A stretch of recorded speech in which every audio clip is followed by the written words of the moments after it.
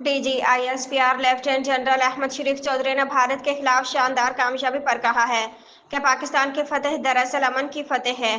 तफसीलात के मुताबिक DGISPR ने इस्लामाबाद के तलबा और असातिज़ा के साथ खसूसी नशिस्त की, जिससे खिताब करते हुए अहमद शरीफ चौधरी ने पाकिस्तान की फतह को अमन की फतह करार देते हुए कहा कि पाकिस्तान अमन का गहवारा है। उन्होंने नौजवानों की मुल्क के लिए काविशों को नहायत अहम करार दिया, जबकि अहमद शरीफ ने दुश्मन के नापाक अज़ाइम से आगाह करते हुए तलबा को मुत्तहिद रहने की तलकीन की।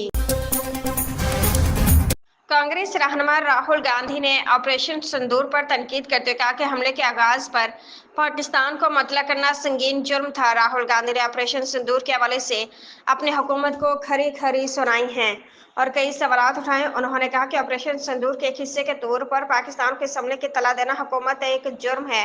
उन्हें इस चीज़ की इजाज़त किसने दी थी? सोशल मीडिया प्लेटफॉर्म एक्स पर अपनी एक पोस्ट में राहुल गांधी ने वज़ीर ख़ारजा एस जयशंकर से अवामी तौर पर यह एतराफ़ करने पर सवाल किया कि भारतीय हुकूमत ने पाकिस्तान को कार्रवाई से आगाह क्यों किया। नायब वज़ीर-ए-आज़म इसहाक डार ने कहा कि भारत इस मरतबा अपना बयानिया बनाने में नाकाम रहा। हमने जो बात की दुनिया ने कहा यही सच है, हमारी जीत हुई। इसहाक डार का कहना था कि सफारती सतह पर जो जिम्मेदारी थी वह बखूबी निभाई है। 60 से ज़्यादा ममालिक से मेरा राब्ता हुआ, 100 से ज़्यादा राब्ते सफारतकारों ने किए। पाकिस्तान में मौजूद सफारतकारों को भी ब्रीफिंग देते रहे। इसहाक डार ने कहा कि भारत प्रोपेगेंडा करता रहा, जबकि पाकिस्तान ने कहा हम कुछ करेंगे तो दुनिया को पता चल जाएगा। अल्हम्दुलिल्लाह हमने जो किया वो दुनिया ने देखा और आज सब इस पर बात भी कर रहे हैं। PSL 10 के 27वें मैच में कराची किंग्स ने पेशावर जुल्म को 23 रन से शिकस्त देकर प्लेऑफ मरहले के लिए क्वालिफाई कर लिया।